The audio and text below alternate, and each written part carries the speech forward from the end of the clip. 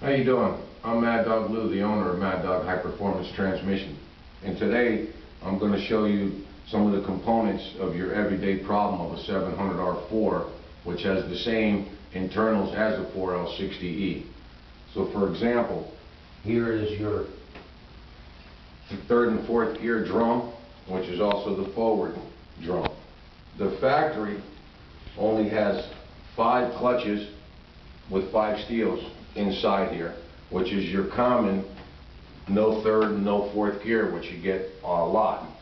Now what we have is our Z-Pack, which now these are choline steels, and they're actually 15 clutches instead of your factory 5 that go inside your third and fourth gear drum, which of course in the back it's also your forward clutches, and all the way back is your overrun clutches. Now for the heavy duty application level 4, or if you're doing a lot of heavy pulling, your common problem is you'll grenade this drum. Now if you want to zoom in a little closer, we could show the customer the hardened ring that we put inside here. Now it reinforces this forward drum from exploding on the inside for heavy pulling, nitrous, or real big horsepower.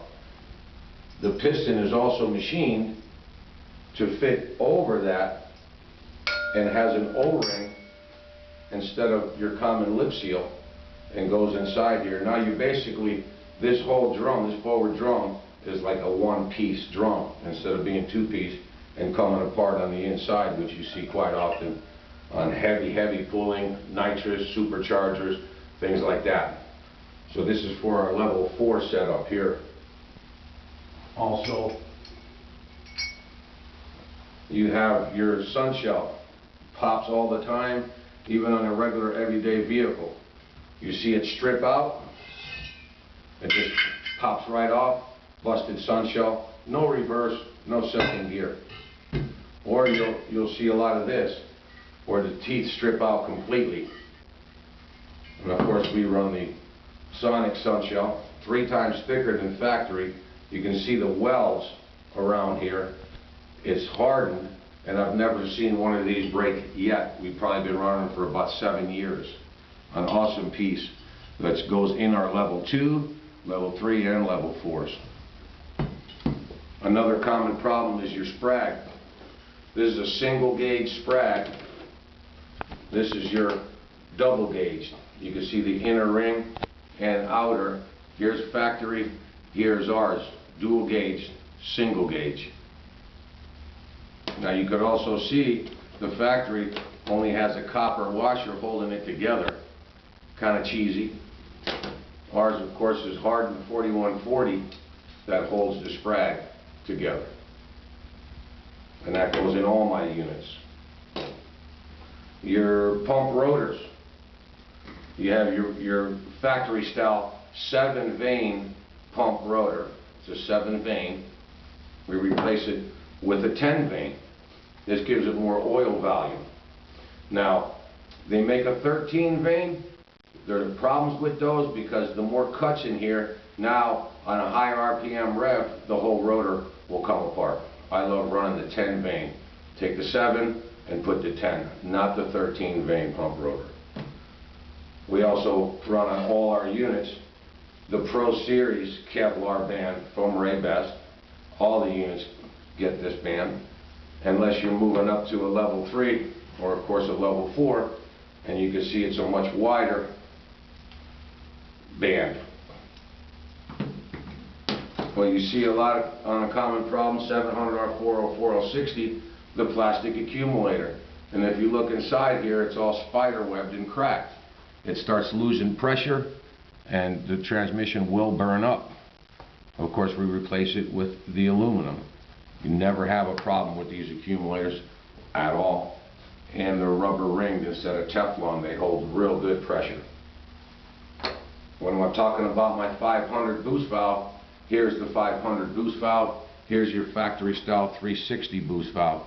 You can see the bore on the 500 boost valve and on the factory style. When you replace it to the 500 instead of the small factory style, what happens is It takes away the delayed engagement and sloppy shifting. Also applies more pressure now for the extra clutch packs that we're putting in. Now you got more accumulators depending on the application. This is your Sonex dual seal accumulator, then your factory single seal accumulator. These things never leak. They work unbelievable, and depending on your application, I'll tell you what accumulator you'd really need. They also wear on the inside here. There's a pin that goes in there and wears out. Now if you look here, there is no hole. So not only it's dual, but we eliminate the pin which wears inside the accumulator and starts going sideways, and then you got a burnt up transmission. Excellent piece, once again, from Sonex. For real heavy duty pulling, we use the 4th gear Super Servo once again from Sonex. This thing is unbelievable, holds a lot of horsepower, and also great for heavy pulling. Let me know your application, and you might need to put one of these in your unit. You also have the bushings that we run.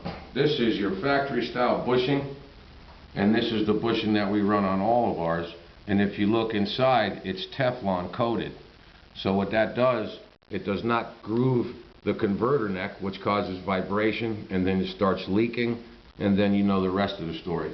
Factory bushing, a Mad Dog bushing. For the questions also asked, will it hold the RPMs so I'm ready to shift?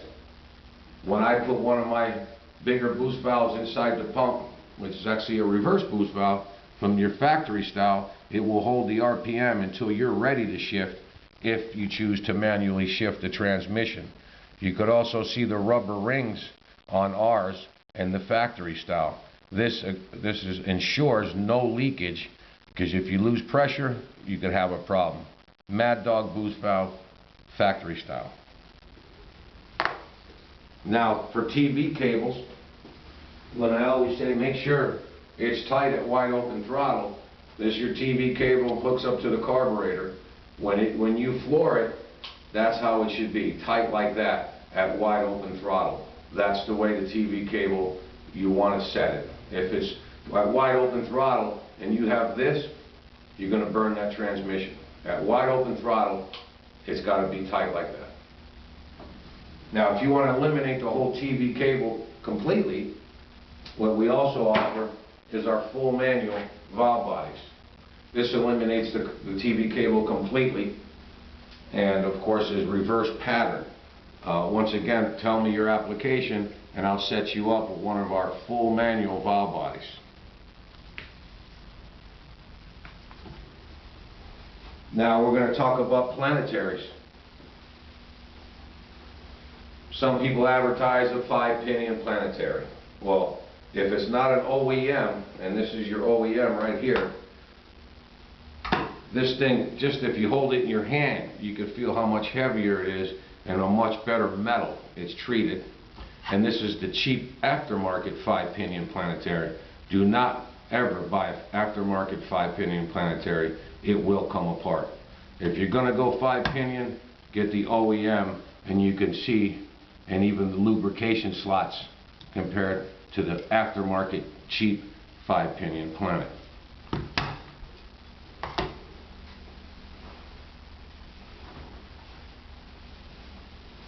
These are your factory style 4-pinion planets. They work great. I run a lot of these 4-pinion planetaries, and we cold freeze them. They do not come apart. They work excellent. The 5-pinion, it's a preference thing. They say it builds more torque, bottom end. I've converted over, taken the car to the track, no difference whatsoever in 60-foot time or ET time. But if you like 5-pinions, that's no problem. Always OEM, do not run an aftermarket 5-pinion. It'll grenade.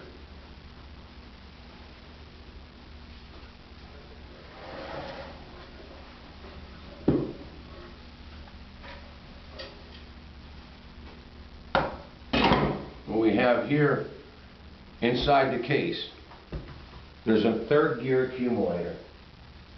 Lots of people do not know about it, and they always say, Lou, you know, from second to third at wide open throttle, the transmission, seems to slip, or I have to let off the gas for it to go in third gear at wide open throttle.